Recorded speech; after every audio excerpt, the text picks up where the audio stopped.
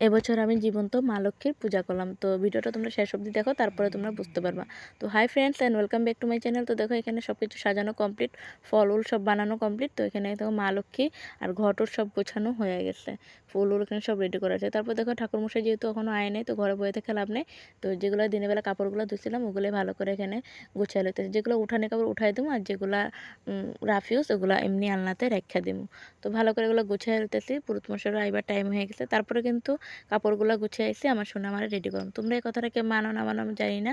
তো আমরা কিন্তু আমার ফ্যামিলিকেও আমরা খুব ভালো করে খুব ভালোভাবেই মানি এটা, যে বাড়ির মেয়ে বউরাই কিন্তু আসল লক্ষ্মী মা হয়, তাগরেও কিন্তু লক্ষ্মী রূপেই দেখতে লাগে। তো দেখো যেহেতু আমার ঘরে একটা মা লক্ষ্মী আছে, তো যদিও ফটো দিয়ে আমি পূজা করুম, তারপরে কিন্তু আমার এই মারও আমি পূজা করুম, আমার লক্ষ্মী মারও আমি পূজা করুম। তো ভালো করে শাড়িটা পরাই দিতেছি। তো পুরুতমশাই আইবার একটা চাপ আছে, পট করে আয়া পড়বো ঠাকুরমশাই, তার লেগে শাড়িটা আটপোড়া করে লাল পাড়া হলুদ রঙের শাড়িটা সুন্দর করে পরাই দিতেছি, পিন আপ করে দেবো এদিকে। আর কোনো জুয়েলারি লাগাই নাই, এমনি জাস্ট চুলটা বাইন্দা দেবো আর এখানে শাড়িটা হেরে পরাই দেবো। তো মেয়ে কিন্তু মা লক্ষ্মী, মেয়ে মা সরস্বতী, মেয়েরাই কিন্তু মা দুর্গা। তো মেয়েরা চাইলে কিন্তু সব কিছুই করতে পারে।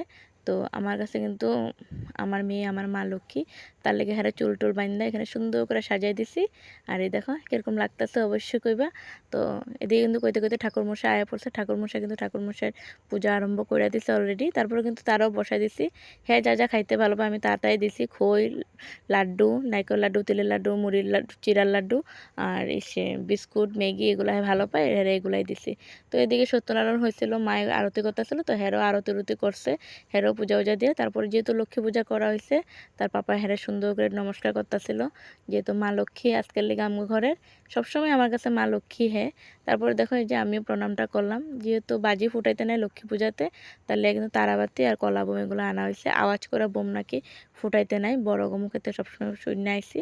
আর এটা কী বোম আমি নিজেও জানি না, তোমরা যদি জানো অবশ্যই কইবা। আর আমার এই জীবন্ত মা লক্ষ্মীর পূজাটা কেমন লাগছে অবশ্যই কইবা।